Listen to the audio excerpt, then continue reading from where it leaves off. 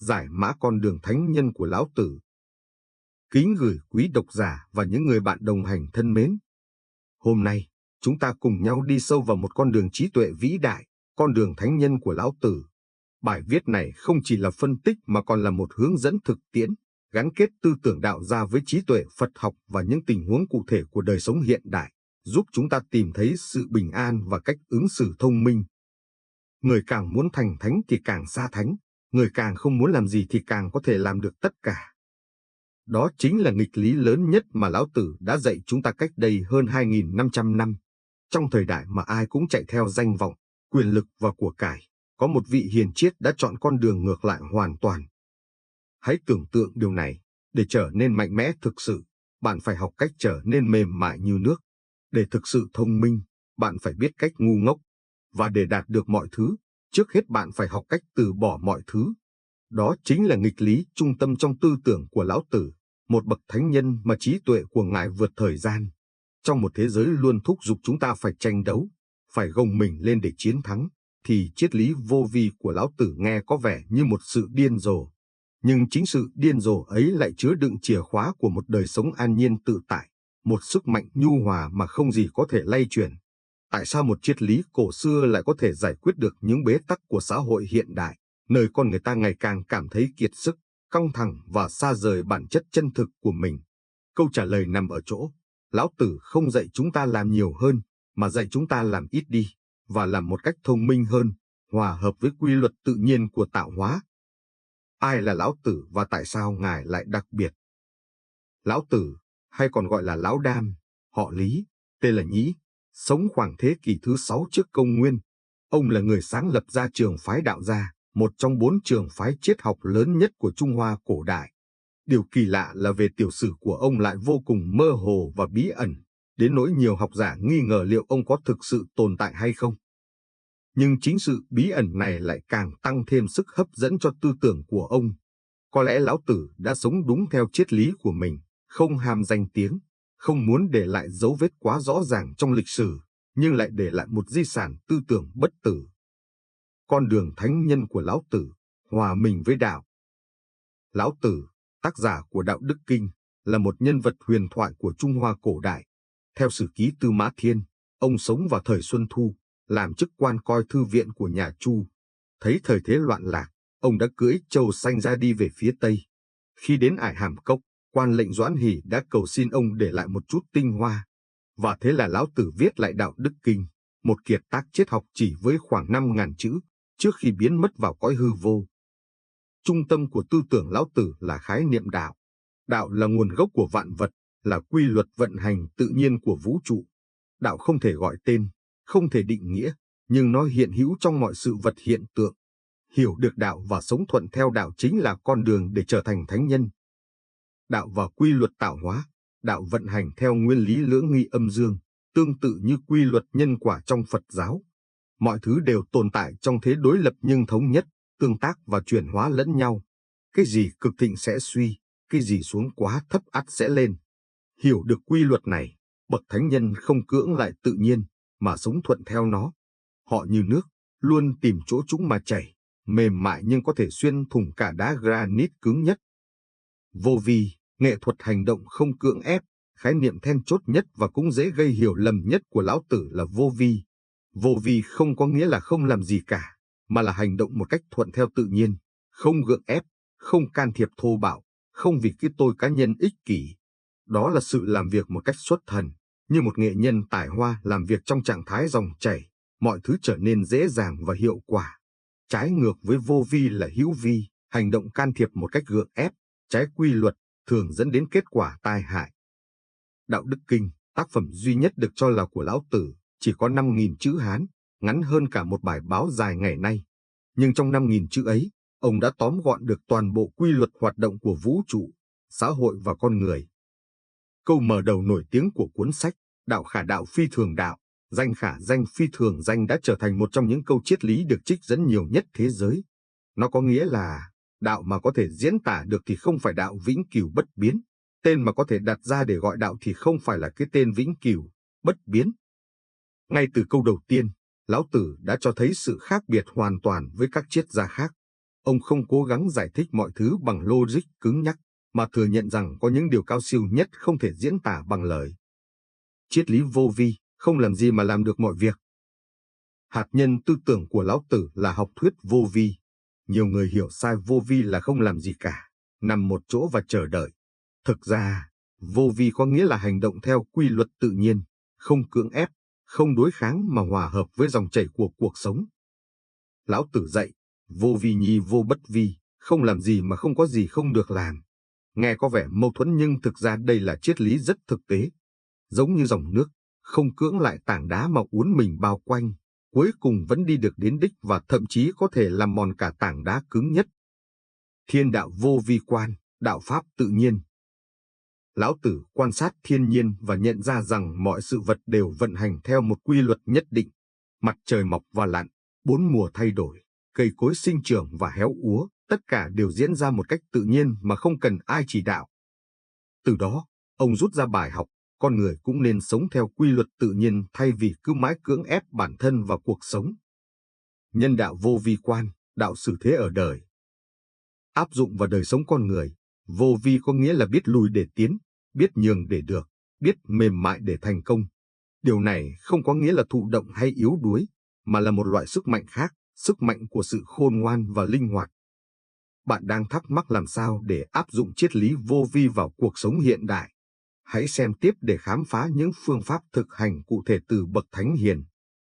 Những bài học vàng từ Lão Tử cho thời đại 4.0. 1. Sức mạnh của sự mềm mại. Lão Tử dạy, thiên hạ chi trí nhu, chỉ thiên hạ chi trí cương, cái mềm mại nhất thiên hạ có thể chinh phục cái cứng cương nhất thiên hạ. Trong thời đại công nghệ như hiện nay, điều này vẫn đúng. Những người thành công không phải là những người cứng đầu, bảo thủ, mà là những người biết thích ứng, linh hoạt và học hỏi không ngừng. 2. Triết lý về sự khiêm nhường. Giang hải sở dĩ vi bách cốc vương giả, dĩ kỳ thiện hạ chi, sông biển có thể trở thành vua của muôn thung lũng là vì chúng biết hạ mình xuống. Trong một thế giới mà mọi người đều muốn thể hiện bản thân trên mạng xã hội, Lão Tử dạy chúng ta rằng sức mạnh thực sự đến từ sự khiêm nhường. Những người lãnh đạo vĩ đại không phải là những người to tiếng nhất, mà là những người biết lắng nghe và đặt mình ở vị trí phục vụ người khác. 3. Nghệ thuật buông bỏ. Chi túc bất nhục, chi chỉ bất đãi, biết đủ thì không nhục, biết dừng thì không nguy. Trong xã hội tiêu dùng hiện đại, chúng ta liên tục được thúc đẩy muốn có nhiều hơn nữa. Lão Tử dạy rằng hạnh phúc thực sự đến từ việc biết đủ và biết dừng lại đúng lúc. 4. Sống hòa hợp với tự nhiên. Lão Tử là một trong những triết gia đầu tiên nhấn mạnh tầm quan trọng của việc sống hòa hợp với tự nhiên. Ông dạy rằng con người không nên coi mình là chủ nhân của thiên nhiên mà là một phần của nó. Quan điểm này đặc biệt có ý nghĩa trong bối cảnh biến đổi khí hậu hiện nay. Các nhà khoa học đã chứng minh rằng việc khai thác quá mức tài nguyên thiên nhiên đang dẫn đến những hậu quả nghiêm trọng. Con đường tu tâm của Lão Tử. 1. Từ bỏ cái tôi nhỏ bé. Lão Tử dạy rằng muốn trở thành thánh nhân, trước tiên phải từ bỏ cái tôi nhỏ bé, ích kỷ. Thánh nhân bất tự kiến cố minh, thánh nhân không tự cho mình là đúng nên sáng suốt. Điều này không có nghĩa là mất đi cá tính, mà là vượt qua những ham muốn thấp kém để đạt đến trạng thái tâm linh cao hơn. 2. Sống đơn giản. Phúc giả, họa chi phúc, họa giả, phúc chi y, phúc là nơi ẩn họa, họa là nơi ẩn phúc. Lão Tử dạy chúng ta hiểu được bản chất tương đối của mọi sự việc. Cái gì có vẻ tốt không hẳn luôn tốt, cái gì có vẻ xấu không hẳn luôn xấu. Điều quan trọng là giữ tâm hồn bình thản trước mọi biến cố. 3. Trở về với sự chất phác. Kiến tố bão phác, thiểu tư quả dục, thể hiện sự chất phác, ôm giữ sự đơn sơ, ít tư ít dục. Trong thời đại thông tin bùng nổ, chúng ta cần học cách sống đơn giản hơn, tập trung vào những gì thực sự quan trọng thay vì bị cuốn theo những phần sao lãng không cần thiết. Những câu nói bất hủ của Lão Tử. Thiên trường địa cửu, trời dài đất lâu. Tại sao trời đất có thể tồn tại lâu dài? Vì chúng không sống vì bản thân nên có thể trường tồn. Thượng thiện nhược thủy, thiện cao nhất giống như nước. Nước nuôi dưỡng vạn vật mà không tranh chấp, ở nơi thấp kém mà mọi người ghét bỏ, nên gần với đạo. Chi nhân giả trí, tự chi giả minh, người biết người khác là khôn, người tự biết mình là sáng. Những câu nói này không chỉ là triết lý suông mà là những hướng dẫn thực tế để sống tốt hơn. Ảnh hưởng của Lão Tử trong thời hiện đại. Ứng dụng trong quản lý và lãnh đạo.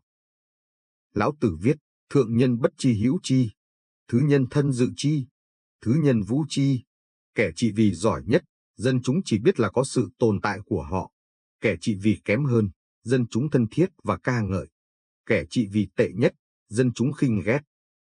Phân tích, một nhà lãnh đạo theo đạo giống như một người đầu bếp giỏi. Họ không can thiệp thô bạo vào từng công đoạn nấu nướng, mà tạo ra một môi trường với những nguyên tắc rõ ràng, để mỗi thành viên tự phát huy khả năng tốt nhất của mình. Họ tin vào sự vận hành tự thân của tổ chức. Họ không cần phô trương quyền lực, bởi vì quyền lực thực sự nằm ở sự vận hành trơn tru của cả hệ thống. Ngược lại, một nhà lãnh đạo hữu vi lúc nào cũng can thiệp, ra lệnh, kiểm soát từng ly từng tí, khiến nhân viên mất đi tính chủ động, trở nên ỷ lại hoặc oán ghét. Hành động của họ giống như việc giật mạnh cây non để nó mau lớn, kết quả là cây đứt rễ và chết. Góc nhìn Phật học, trong Phật giáo, một vị Bồ Tát lãnh đạo với tâm từ bi và trí tuệ. Họ không can thiệp một cách chủ quan, mà tùy duyên hóa độ. Họ hiểu rằng mỗi chúng sinh có nhân duyên và nghiệp lực riêng. Việc của họ là tạo ra duyên lành, chỉ đường, chứ không phải ép buộc ai đó phải giác ngộ theo ý mình. Điều này hoàn toàn tương đồng với tinh thần vô vi. Nhiều nhà lãnh đạo và doanh nhân thành công đã áp dụng triết lý Lão Tử vào công việc. Họ học cách lãnh đạo bằng việc phục vụ, tạo ra sự thay đổi mà không cưỡng ép, và đạt được mục tiêu thông qua sự kiên nhẫn và khôn ngoan. Ứng dụng trong giáo dục và nuôi dạy con cái. Lão Tử dạy, thánh nhân xử vô vi chi sự, hành bất ngôn chi giáo. Bậc thánh nhân xử sự theo lối vô vi, thực hành giáo dục không cần lời nói. Phân tích, một người cha, người mẹ thuận theo đạo không áp đặt ước mơ của mình lên con cái. Họ không nhồi nhét kiến thức một cách máy móc. Thay vào đó, họ tạo ra một môi trường lành mạnh, an toàn, khuyến khích sự tò mò bẩm sinh của đứa trẻ. Họ dạy bằng chính hành động và nhân cách của mình, chứ không phải bằng những bài thuyết giáo dài dòng. Họ tin rằng mỗi đứa trẻ đã có một bản tính tự nhiên. Việc của cha mẹ là vun bồi để bản tính ấy phát triển một cách hài hòa, giống như một người làm vườn chăm sóc cây cối, chứ không uốn nắn nó thành một thứ dị dạng theo ý mình. Góc nhìn Phật học, Phật giáo nói về Phật tính vốn có trong mỗi chúng sinh. Việc tu hành hay giáo dục không phải là đem cái gì từ bên ngoài vào, mà là gột rửa những phiền não, vô minh để Phật tính sẵn có được hiển lộ. Một người thầy, người cha tốt là người biết cách tạo duyên để đệ tử, còn cái tự khám phá ra bản tính chân thực của chính mình. Ứng dụng trong ứng xử cá nhân và xử thế. Đây có lẽ là ứng dụng thiết thực nhất. Lão Tử khuyên, chi kỳ hùng, thủ kỳ thư, vi thiên hạ khê. Biết cái dương, giữ cái âm, làm khe nước cho thiên hạ. Hay, dĩ đức báo oán, lấy đức báo oán. Phân tích, trong các mối quan hệ, thay vì thể hiện sự mạnh mẽ, sắc sảo, hãy học cách khiêm nhường, nhu hòa. Khi tranh chấp xảy ra, người thông minh không xông vào húc đầu với đối thủ. Họ lui lại một bước, nhường nhịn, như dòng nước luôn tìm chỗ trũng. Sự mềm mại ấy không phải là yếu đuối, mà là một sức mạnh linh hoạt. Nó khiến đối phương mất đà tấn công, và quan trọng hơn, nó giữ cho tâm trí chúng ta không bị kích động, không tạo thêm nghiệp xấu. Việc lấy ân báo oán nghe có vẻ nghịch lý, nhưng xét cho cùng, oán thù chỉ chấm dứt khi một bên dừng lại. Nếu bạn lấy oán báo oán, oán thù ấy sẽ kéo dài vô tận. Hành động cao thượng của bạn, dù ban đầu có thể bị cho là ngu ngốc, nhưng cuối cùng có thể cảm hóa được trái tim kẻ thù. Góc nhìn Phật học, đây chính là sự thể hiện rõ ràng của từ bi và trí tuệ bát nhã. Nhẫn nhục không phải là nhịn cho xong chuyện, mà là thấy được bản chất của sự việc là không thực có ngã, không thực có pháp, nên tâm không dính mắc, không khởi lên sân hận. Lấy ân báo oán chính là hạnh của một vị Bồ Tát, người thấy rằng kẻ gây hại cũng đang chìm đắm trong vô minh và đau khổ. Lão Tử và các tôn giáo khác. Mặc dù Lão Tử không sáng lập ra một tôn giáo theo nghĩa truyền thống, nhưng tư tưởng của ông có nhiều điểm tương đồng với các giáo lý tâm linh khác. Khái niệm vô vi của Lão Tử có sự tương đồng với giáo lý về sự buông bỏ trong Phật giáo. Cả hai đều nhấn mạnh rằng đau khổ xuất phát từ sự bám víu và ham muốn. Triết lý về tình yêu thương vô điều kiện và sự khiêm nhường của Lão Tử cũng có điểm chung với tinh thần từ bi trong nhiều truyền thống tâm linh khác. Những hiểu lầm thường gặp về Lão Tử. Hiểu lầm 1. Vô vi là thụ động. Nhiều người nghĩ vô vi có nghĩa là không làm gì cả. Thực ra, vô vi là hành động thông minh, hiệu quả, không lãng phí năng lượng. Hiểu lầm 2. Lão Tử dạy về sự tiêu cực. Ngược lại, Lão Tử dạy về sự tích cực một cách khôn ngoan. Ông không khuyến khích né tránh thực tế mà hướng dẫn cách đối phó với thực tế một cách hiệu quả nhất. Hiểu lầm 3. Triết lý Lão Tử không phù hợp với thời hiện đại. Thực tế, nhiều nguyên lý của Lão Tử lại rất phù hợp với thời đại công nghệ. Sự linh hoạt, khả năng thích ứng và tư duy hệ thống mà ông dạy đều là những kỹ năng quan trọng trong thế kỷ 21. Bài học từ cuộc đời bí ẩn của Lão Tử. Chính việc Lão Tử sống ẩn danh và cuối cùng biến mất khỏi lịch sử cũng là một bài học sâu sắc.